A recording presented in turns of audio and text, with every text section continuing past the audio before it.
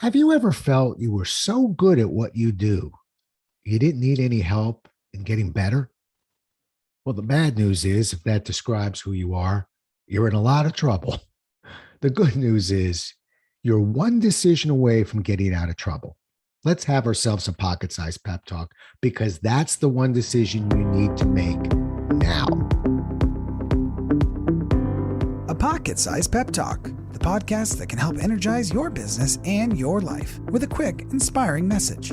Now, here's your host, Rob Jollis. Being too good to receive help isn't a prison sentence. It's just stupid. The first time I ever witnessed this phenomenon was when I was 21 years old and an insurance agent for New York Life. How long ago was that, you might ask? This was so long ago, the office had just invested in a newfangled contraption. We called it a video camera. I guess this dates my story a bit, but hang in there. It was decided that we would try filming the insurance agents and give them an opportunity to evaluate their tapes. In addition, they would be provided with feedback from me. I was pretty green, but I was coached on what to look for and ready to go. The Washington General office where I worked was made up of 78 agents, 21 AFUs, that's apprentice field underwriters. And an AFU is an agent who has worked with the company for less than 24 months.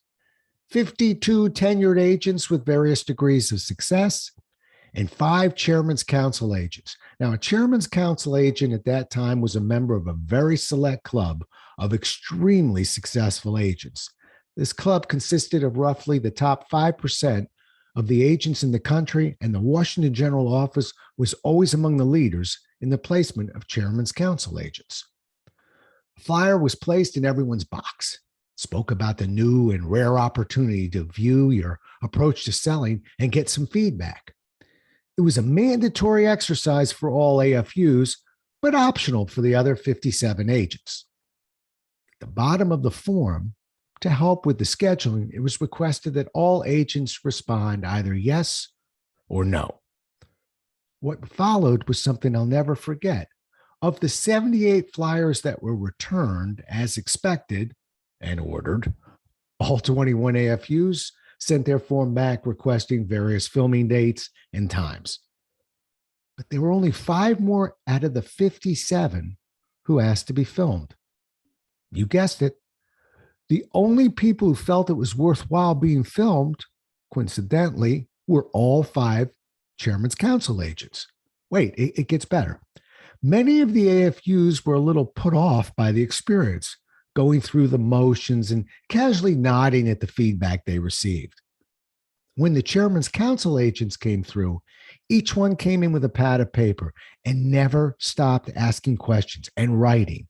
I'd estimate the least successful of 5 was probably making close to $500,000 a year. And remember, we're talking early 80s.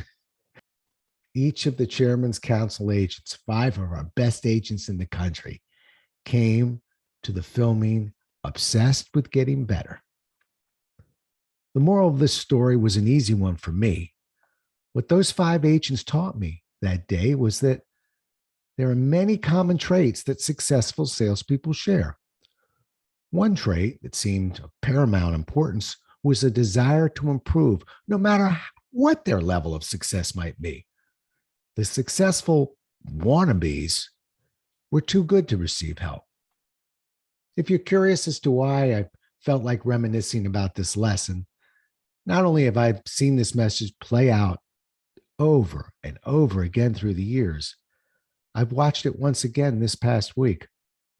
After sending out an invitation to a group of people I've been coaching to simply remind them to reschedule coaching calls that cost them nothing, I heard from 3 out of 8.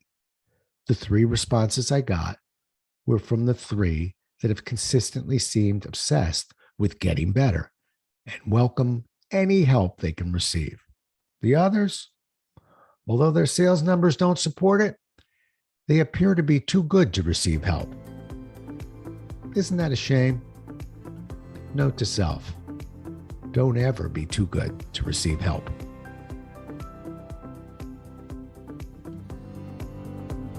Thanks so much for listening. If you enjoyed today's show, please rate and recommend it on iTunes, Outcast, or wherever you get your podcasts. You can also get more information on this show and Rob at jollis.com.